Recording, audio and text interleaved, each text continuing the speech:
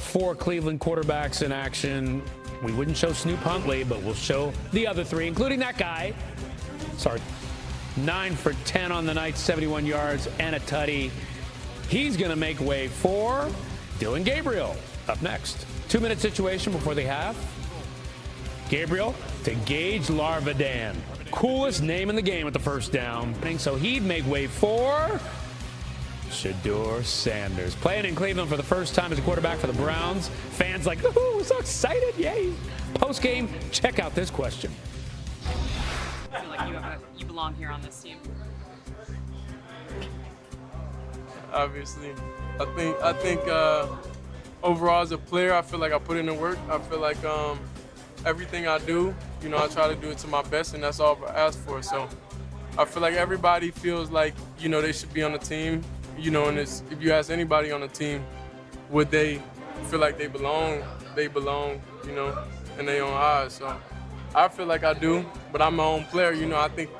I think about myself in a high regard, of course. So it's not my decision. We welcome in Herm Edwards to break it all down. Okay, so Herm got a crowded quarterback room over there in Cleveland. You got Joe Flacco as the Week 1 starter. Now with the preseason wrapped, how should their quarterback depth chart shake out? Well, Joe Flacco is the starter. We know that right away. I mean, his experience, they're going to try to get off to a fast start with Joe Flacco. And if you watch him in the preseason, it looks like Joe Flacco. Look, he's played a lot of football. He gets the ball out of his hand very quickly. You can see it right now. He's very accurate. But the thing I worry about with Joe Flacco is this. He can't move anymore. He's 40 years old. That could be a problem. Preseason games he's played in, he's been accurate. He scans the field. He gets rid of the ball very quickly. Shedeur all of a sudden has become a quarterback that's trying to make the big play and is hanging on to the ball too long. He took some bad sacks in this game, and all of a sudden, 2 weeks in a row now, he looks like a quarterback that doesn't know where to go with the ball. Yeah, that was part of the knock on him in Colorado. He tried to do too much and hang on to the ball too long, and he was showing that in the last preseason game. All right, so Flacco's the starter for Week 1. Herm, hang tight. Help us break down another quarterback situation over there in New Orleans. It was the final call for someone to separate themselves in the ground. That drive would also lead to a field goal. In 3 drives, Rattler goes 5 of 8, 43 yards. It would then be Tyler Shuck's turn. Third quarter is where he picks up the first down. See it on the replay, escaping the pressure, having the presence of mind to find his outlet, makes the 12-play drive. He finishes 5 drives in an impressive way. Final score, just a footnote. That is because Herm Edwards is back with us to discuss that Saints squad. Quite the conundrum that new head coach Kellen Moore finds himself in. Trying to decide between second-round pick Tyler Shuck and a second-year signal caller in Spencer Rattler, who started 6 games for the Saints last year. What are we to make of this entire quarterback situation, given that both of these cats have received substantial reps in the preseason? Well, I think Kellen Moore, obviously, he played quarterback in the National Football League, but he also coached some good quarterbacks, Jalen Hurts, Prescott, Herbert. So, he has that to look at. Now he has 2 young quarterbacks, one that has been there and one that they drafted. And I think when you look at the preseason right now, Coach Kellen Moore, who does he feel comfortable with? And I think this could be week to week, according to how the quarterback's going to see South. It'll be interesting to see who he starts, and does that guy start for the rest of the year? Yeah, it may not hold for all that long, because to your point, you might as well ride the hot hand, given how the preseason totals of completion percentage, sacks, touchdowns, all of those things are pretty much even between these two. So we'll see if that tough decision shakes out to be one that's permanent. Appreciate it as always, Coach. How about them Cowboys? Brian Schottenheimer says he's going to meet with Micah Parsons about this, appearing to be sleeping on the medical table during the Falcons game Friday. Parsons, of course, has been beefing with Jerry Jones over contract negotiations, hasn't played this preseason.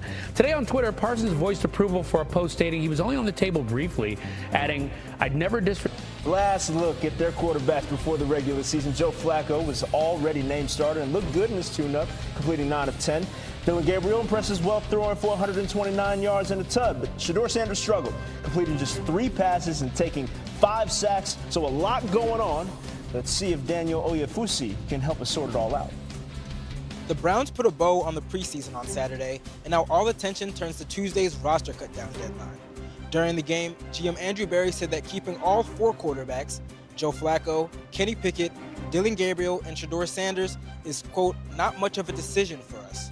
The Browns have already named Flacco the starter for Week 1, but when asked about naming a backup, Coach Kevin Stefanski said he's just not there yet.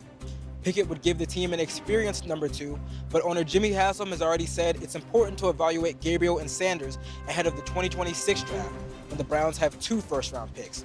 For now, the Browns will move forward with their present in Flacco, while their potential future waits in the background. From Cleveland, Daniel Oyefusi, ESPN. So while Shedeur is busy fighting for a roster spot, Shiloh's evidently just fighting. Tampa Bay safety got ejected from their preseason tilt against the Bills Saturday after a little skirmish in the second quarter. Buffalo tight end Zach Davidson.